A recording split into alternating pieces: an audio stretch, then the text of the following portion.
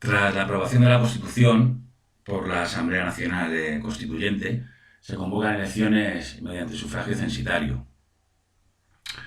Esto quiere decir que no vota toda la población masculina, pero da como resultado pues, una nueva asamblea, que se va a llamar Asamblea Legislativa, y que va a intentar continuar con la obra de reformas de la Asamblea Nacional, y está formada por 745 miembros.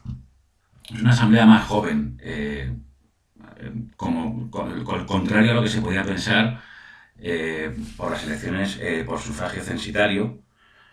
Como bien sabemos, las elecciones por sufragio censitario son aquellas que votan los ciudadanos en función de un mínimo de renta, un mínimo de riqueza o ser propietarios. Y hay como tres tendencias políticas. Una derecha, que es pues la formada por las élites que han llevado a cabo o que han dirigido la primera etapa de la revolución, y son partidarios pues, de la monarquía constitucional. Creen que el rey va a colaborar con el nuevo régimen y bueno, son reformistas. No son contrarios a que el pueblo todavía son contrarios al sufragio universal. Y lo que quieren es tener en Francia un modelo como el inglés, un sistema parlamentario, y progresivamente pues, ir ampliando el sufragio a más capas sociales. Luego hay una izquierda que son republicanos, donde hay dentro de esta izquierda, que ahora se puede denominar izquierda en este momento, pues hay una facción más conservadora, que son los girondinos, que son moderados, que son federalistas, que quieren implantar un régimen semejante al de los Estados Unidos, una república federal, y son miembros pues, de la burguesía mercantil costera, de ciudades como Marsella, Burdeos, son de la burguesía de negocios y comerciantes, se dedican al comercio fundamentalmente. Y luego están los jacobinos, que se les denomina montaña porque se situaban arriba, en los escaños superiores de la asamblea. Y bueno, pues entre otros hay que destacar a Robespierre sobre todo y a Danton. Son centralistas en el sentido de que quieren que el poder, que Francia esté dirigida desde París, sin que haya estados federados, como querían los girondinos. Y tienen a los sans-culottes pues, como un ejército, realmente un ejército propio de lo que es el partido jacobino. Los sans-culottes luego van a ser muy importantes, o a partir de ya, van a ser muy importantes en tanto los acontecimientos futuros como luego en el mantenimiento del orden cuando Francia entre en guerra con potencias extranjeras.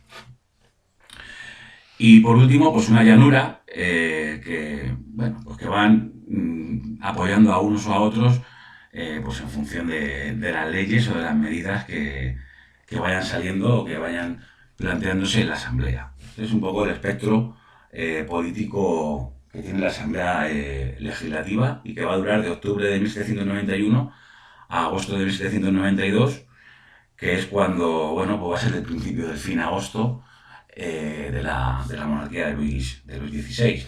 Aquí tenemos a Brissot, todos van a morir en el mismo año. Brissot, todos van a caer en la guillotina, van a ser ejecutados en la guillotina. Brissot, cuando los jacobinos tomen el poder de la Convención. Danton, porque se va a oponer a las políticas de los jacobinos, siendo él jacobino.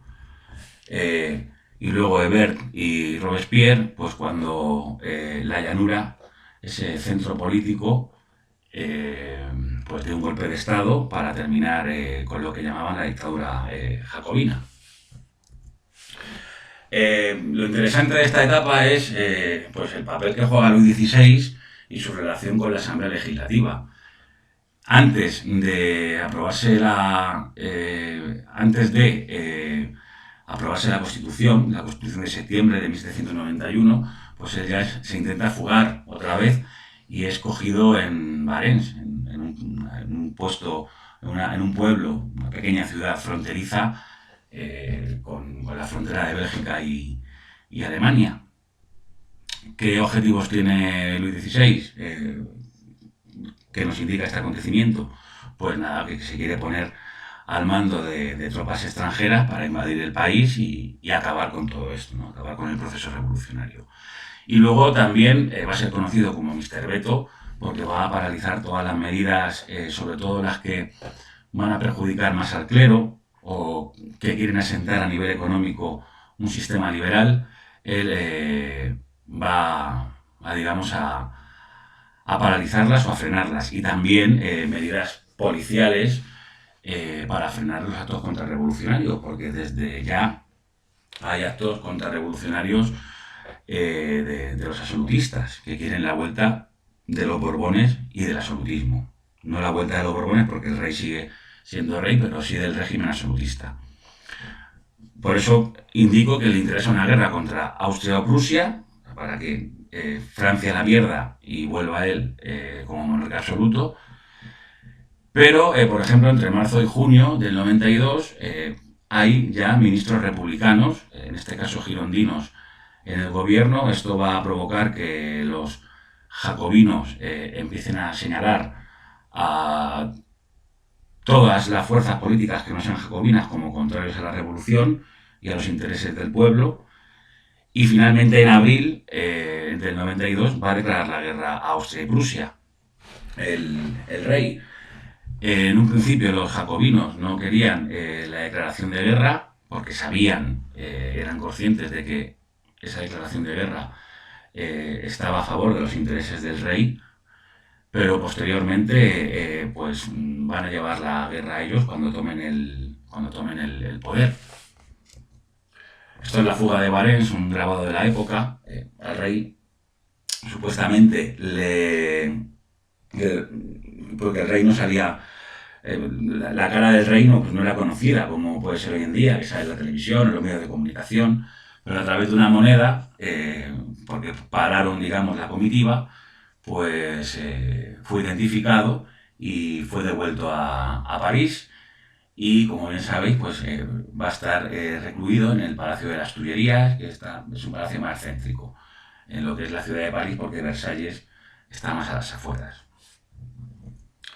Aquí tenemos a María Antonieta, esas son las fechas de su reinado, y sus parientes, porque ella es una reina consorte alemana, Francisco II y Leopoldo II, que son emperadores del Sacro Imperio Romano-Germánico. Y estos son los reyes que quieren terminar y paralizar la revolución. Son emperadores. Con la propaganda jacobina, los jacobinos tenían mucha difusión con sus periódicos y sus medios de comunicación en las clases más bajas y las clases más populares, que se han hecho jacobinas porque después de todos los acontecimientos anteriores han sido apartados estas clases del juego político, no les han reconocido ni siquiera el sufragio.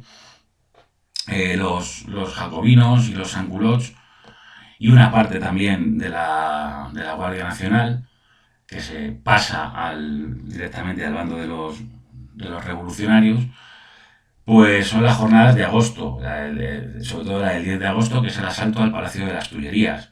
Es el pueblo armado con los sans-culottes, y se conoce también como la Segunda Revolución. ¿Por qué? Porque a partir de este momento el pueblo, las masas, van a ser los protagonistas, dirigidos por los jacobinos. Y nada, pues el rey finalmente ahora sí va a ser hecho prisionero junto con su esposa y va a ser juzgado posteriormente. Una vez que el rey ha sido hecho prisionero, aquí tenemos también un cuadro de la época de este acontecimiento. Y aquí, bueno, pues un miembro de la Guardia Nacional y los sans-culottes, un hombre y una mujer, que van a empezar a hacer ya, sobre todo cuando los jacobinos tengan el poder en los comités y en la asamblea, la convención, van a hacer una auténtica labor de policía, de persecución de cualquier sospechoso a la revolución. Tras los sucesos de agosto, pues la familia real, como he dicho, es apresada y se van a convocar elecciones, estas sí, por sufragio universal, y van a formar una asamblea que se va a llamar ya convención Convención Nacional. Y directamente proclama la Primera República Francesa el 20 de septiembre. Y justamente también ese día es un momento de exaltación del nacionalismo francés, porque, bueno, el nacionalismo francés es republicano, lógicamente, por estos acontecimientos, pero además está resistiendo fuera, en las fronteras, contra Prusia y Austria, y contra todo pronóstico, pues vencen en la batalla de Valmy. Por tanto, la República, recién creada, va a resistir. Y aquí, por ejemplo, pues ya podemos conocer a un personaje, o estar presente un personaje, que es Napoleón, y a partir de aquí el ejército en Francia va a tener un papel muy importante y clave para el futuro. Y aquí pues un cartel de la época, la República, libertad, los principios, igualdad y fraternidad, o la muerte, ¿no? Con un sans-culottes y un miembro de la Guardia Nacional. La convención, la asamblea pasa a denominarse convención. Hay tres tendencias políticas. Ahora la llanura, que también va a seguir siendo el centro político, pero muy probablemente al haber habido elecciones por sufragio universal, una mayoría del pueblo, digamos, que ha tenido la oportunidad de votar, y los republicanos, pues digamos que son los que tienen mayoría en la convención. Los republicanos que podemos llamar de derecha son los girondinos, que son, como he dicho antes, partidarios del federalismo y de la descentralización, pero están en contra de la revolución social que predican los jacobinos. Están en contra de que el pueblo sea protagonista, o de que las masas y los ángulos tengan el control de las calles. Pero en un principio son mayoría en la convención, y cuando se vote la ejecución del rey va a ser bajo su mayoría, lógicamente. Luego también están los jacobinos, que también los conocemos ya, clases populares urbanas y sectores también del campo, de la agricultura, agricultores, no propietarios, y lo que decían o llamaban los girondinos y la llanura la chusma. Básicamente son los apoyos que tienen los jacobinos, el pueblo más bajo, las clases populares, pero también miembros de oficios, de los antiguos gremios, etc. Y luego la llanura, como bien sabemos, pues es el centro político, que apoyan a unos y a otros en función de lo que se proponga, o de sus intereses también. El sistema político de la convención es este. La convención es el poder legislativo, es la asamblea anterior, la asamblea legislativa pasa a llamarse convención, promulga las leyes, pero realmente en este momento, y sobre todo más cuando los jacobinos tengan el poder, va a ser el poder ejecutivo el que mantenga el control, que va a estar bajo el control del ejecutivo del llamado Comité de Salud o Salvación Pública, que se va a encargar del control de los ejércitos, de la inspección en los departamentos, y va a proponer leyes a la Convención Nacional. Sobre todo en la época jacobina, quien va a tener el poder va a ser el Comité de Salvación Pública. La Convención pues va a quedar relegada. En estas épocas, en la historia, siempre que hay estos momentos de revolución que provocan casi siempre una guerra externa, y también va a pasar con la Revolución Rusa, al final se necesita un poder, o se crea un poder ejecutivo fuerte, que es el que dirige los designios y propone las leyes y controla la policía y controla los ejércitos en estas etapas críticas, que hay bastantes a lo largo de la historia. Y luego, pues, los tribunales revolucionarios, con el Comité de Seguridad General, que digamos que es una especie de poder ejecutivo dentro del poder legislativo, que es el que pone a disposición de los tribunales revolucionarios, que son quienes dictan sentencia contra los llamados enemigos de la revolución. Igualmente, en época de los jacobinos, con la llamada ley del terror, pues prácticamente sin juicio, o un juicio más o menos que podemos considerar de aquella manera, cualquier miembro sospechoso de ser contrarrevolucionario, o ya ser girondino, o ser o seguidor de la llanura, o que sea sospechoso de conspirar, pues va a ser ejecutado en la guillotina. Durante la Convención Girondina, lo que es la Convención tiene tres partes: la mayoría girondina, la jacobina y luego la Convención termidoriana, que va a poner fin a la República y va a crear un nuevo régimen que se va a llamar Directorio. No llega a un año la Convención Girondina, y lo primero que se plantean es qué hacer con Luis XVI. Los girondinos, por supuesto, no están a favor de todos o una mayoría de los girondinos, porque luego cuando se vota en la convención la ejecución de Luis XVI o qué hacer con Luis XVI, algunos girondinos van a votar también a favor de la ejecución, o bien por principios, o bien porque temen a los jacobinos, porque los jacobinos durante la votación van a conseguir que esa votación sea individual y que quede registrada por nombre. Por tanto, no hay una disciplina, digamos, de partido, como puede haber hoy en día, que se vota realmente cualquier ley en el Congreso y todos los partidos, todos los grupos votan sí o no, o abstención. En este caso fue individual. No quieren los girondinos, digamos, que más problemas a la hora de ejecutar a Luis XVI, en el sentido de que eso puede echar encima de Francia más potencias más allá de Austria y Prusia, como luego va a ocurrir. Y también, pues por no, digamos, mover más, que ya estaban bastante movilizados, al clero refractario, que tenía en las zonas rurales bastante fuerza en este sentido. Y luego los jacobinos van a argumentar pues que todo el que esté en contra de la ejecución de Luis XVI, que ha sido un traidor a su patria, porque ha querido ponerse al mando de ejércitos para que Francia sea invadida, etcétera, etcétera, está en contra de la revolución, y luego tienen, pues claro, mucha fuerza con los sans-culottes en la calle. Por tanto, tienen un auténtico poder popular los jacobinos, y por supuesto están a favor de la ejecución de Luis XVI. Robespierre, Danton, Marat, Saint-Just, Hebert son los jacobinos más conocidos. Finalmente, el 21 de enero, el rey es ejecutado junto con su esposa María Antonieta, y nada, pues esto va a ocasionar que acto seguido pues la guerra de la primera coalición, que se llama, que va a ir del 93 al 97, o sea que la mayoría de las potencias europeas, incluida Gran Bretaña o los Países Bajos, las Provincias Unidas, que se llamaban Cerdeña, Prusia y España, van a declarar la guerra directamente en masa. O sea, Francia va a ser un país asediado.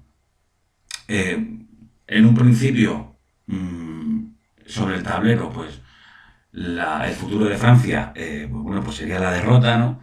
Pero finalmente el ejército francés, que lo van a considerar como el alma de la nación francesa, pues va a resistir, e incluso Napoleón, ya como figura muy importante, va a librar la campaña de Egipto para hacer allí la guerra contra los británicos que están presentes en Egipto y en la India también.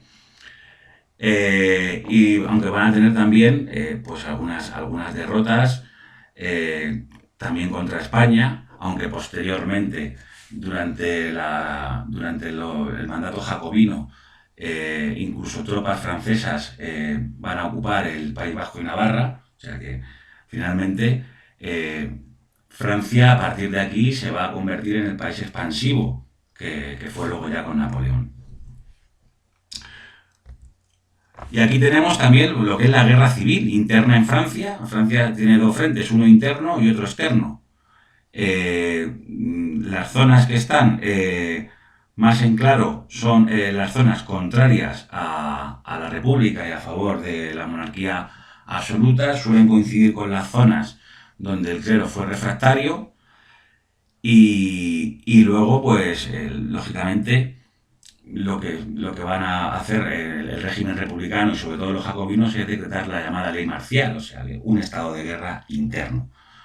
Esto va a provocar, lógicamente, también subidas en los precios del pan, etcétera.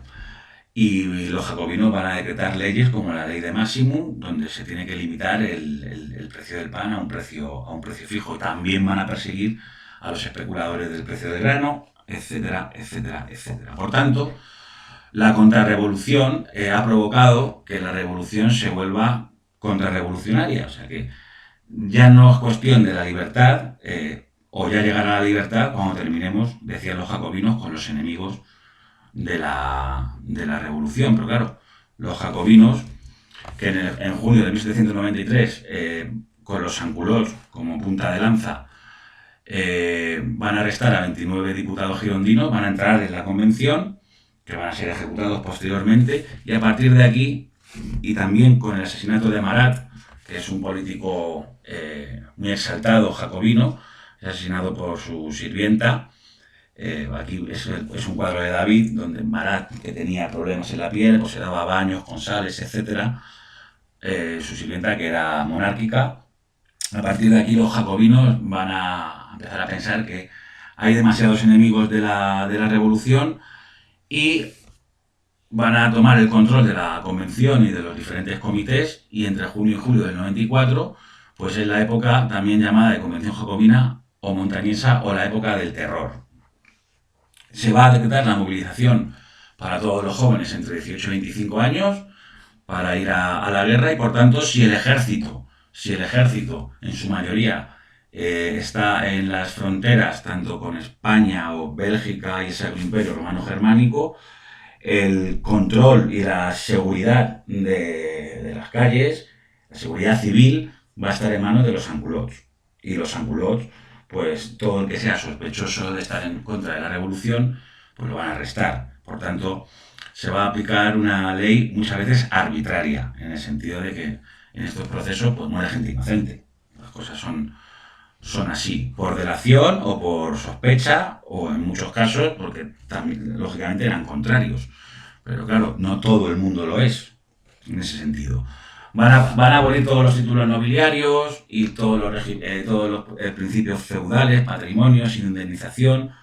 Anteriormente eran nacionalizados y se daba una indemnización. Aquí directamente se van a ocupar las tierras. Es una época también en la que los señores, los nobles, huyen de Francia, huyen directamente y dejan las tierras abandonadas. Pues por tanto, los campesinos, en nombre de los diferentes comités, pues tienen que seguir trabajando la tierra, lógicamente.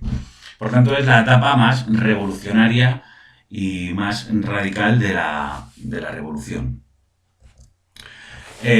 Pongo aquí estas constituciones para compararlas brevemente, porque durante esta etapa republicana se elabora una constitución, la de 1793, que nunca llega a ser aprobada, muy democrática, con sufragio universal masculino para todos los hombres mayores de 21 años, con una Asamblea Nacional, digamos que renovada cada año.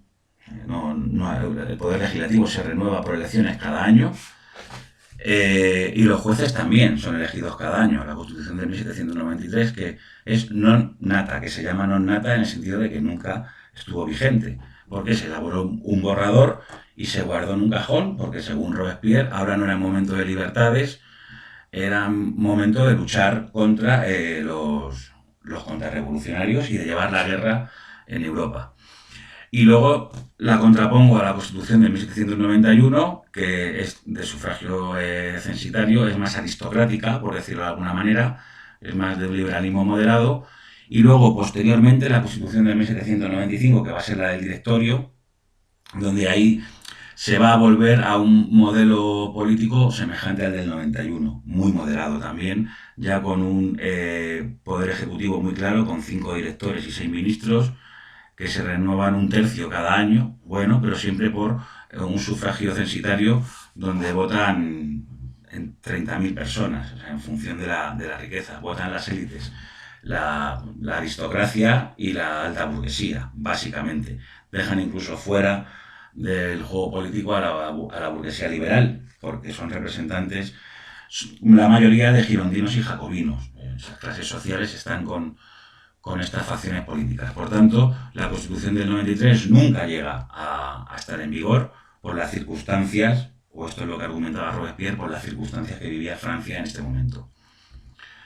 Y ya un año después, en 1794, Hay una facción jacobina, quizá harta también de tanto terror, con Danton. Danton era un jacobino muy importante a la hora de movilizar al pueblo, un buen orador, abogado, como Robespierre, que fue un protagonista en la jornada de agosto de las Altas Tullerías, digamos que movilizó al pueblo. Estos se escribían todos en un periódico llamado Cordelier, pues es el nombre del periódico, y era un periódico muy popular. Y Danton, en la primavera del 94, pues intenta pactar con Robespierre, bueno, pues el final del terror y volver, digamos, a una reconciliación nacional y que vuelva a los exiliados y que, bueno, pues que finalmente la guillotina pare. Robespierre va a ordenar el arresto de Danton y de los suyos, van a ser ajusticiados, pero finalmente en julio del 94, sobre todo la llanura y la Guardia Nacional dan un golpe de Estado, arrestan a Robespierre, aquí Robespierre le dan un tiro en la mandíbula, luego es ejecutado en la guillotina sangrando por la mandíbula, con la mandíbula rota, y también pues Saint-Just y todos los jacobinos más radicales. Entonces aquí se abre un momento en que se inicia el final de la revolución, se va a otra etapa que va a ser, bueno, estos son los jacobinos, hicieron un calendario alternativo, revolucionario. Nos interesan dos nombres, que es el de Brumario, que es donde Napoleón luego va a dar un golpe de Estado en 1799, iba a inaugurar un nuevo régimen que va a ser el consulado, y el Termidor. El Termidor nos interesa porque es julio-agosto, que es cuando ocurre este golpe de Estado en la llanura, que acaba con los jacobinos, y que va a dar lugar a la Convención Termidoriana. La Convención Termidoriana lleva el nombre del mes, julio del 94, octubre del 95. Y esta convención, que tiene mayoría la llanura y los sectores más moderados y también de los girondinos, pues lo que va a hacer es, primero, ordenar represión tanto por izquierda a los jacobinos como por derecha a los monárquicos, pero lo que va a preparar es la llegada de un régimen liberal conservador, pero sobre todo que mantenga el orden social. Y se hace una nueva constitución, que es la de 1795, que va a ser la constitución de la nueva etapa, que se va a llamar directorio, que va a ser una especie de república burguesa. El directorio está amparado en la nueva constitución, tiene dos cámaras, hay un consejo de ancianos que es una especie de senado, como antes en las cortes el rey tenía la potestad de nombrar a gente muy cercana a él, senadores vitalicios o congresistas vitalicios o en las asambleas, pero lo que va a llevar el directorio a cabo es continuar con la guerra exterior. Lo más importante, siempre que tengas un conflicto interno en tu país, y esto vale para Francia y para cualquier otro momento de la historia parecido, lo mejor que puedes hacer como país es buscarte enemigos externos para que en ese sentimiento nacionalista todos se unan contra los enemigos externos. Y luego, lo que he dicho antes, una represión a izquierda. Ahora los jacobinos se empiezan a llamar iguales también, la conspiración de los iguales con Babeuf. Predican una especie de socialismo muy primario, y sobre todo también a los realistas, que sigue habiendo y muchos en Francia. Y esto pues lo va a terminar este régimen en 1799 a través de un golpe de Estado, el 18 de Brumario, Napoleón. Napoleón, que desde 1795 hasta 1815 va a ser el protagonista de Francia, y de la nada prácticamente un general de los más jóvenes de la historia en llegar a ser general. Va a ser de las figuras más relevantes de Francia, sobre todo también porque dentro de Francia, en sus inicios, va a encargarse de represión en las calles, tanto de izquierdistas como de los iguales jacobinos o de los realistas, y sobre todo por sus éxitos que va teniendo en el Rin, en Italia, en Egipto, etc.